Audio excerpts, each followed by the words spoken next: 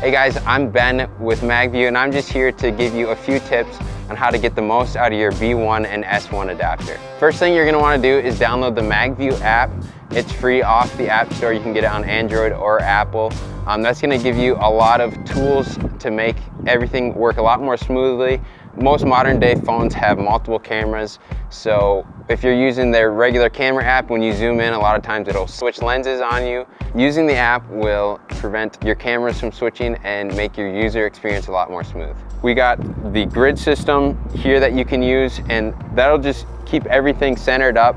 We have the grid and the dot in the middle of the screen. That dot marks the center of your camera, so you'll use that when lining it up with your optics.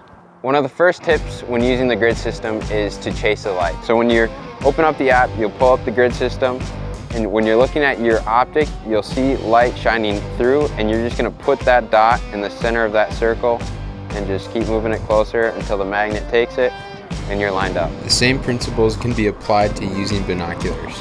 Hold your binoculars down at your side, and you'll see a light shining through to your phone, and you're just gonna follow that in, and that'll lock into place.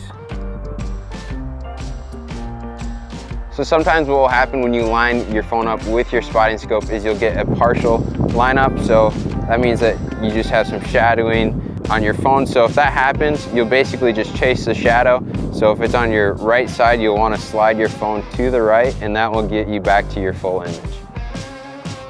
Another tip you can use when lining up your phone with your spotting scope is to brace your fingers on the adapter. So what you're going to do is just put your fingers on the casing, find that circle, keep that dot in the center of that circle, and line it up. And that will just keep your phone a lot more steady when lining it up with your spotting scope. Another question we get asked about a lot is how to get rid of the black ring that you sometimes get around your image when you're filming through your spotting scope. The easy solution is you can just zoom in when you're in the app, and that will just get rid of that black ring. You can also utilize the eye relief spacers that we include in the package, and we reference how to use that in the S1 tutorial video.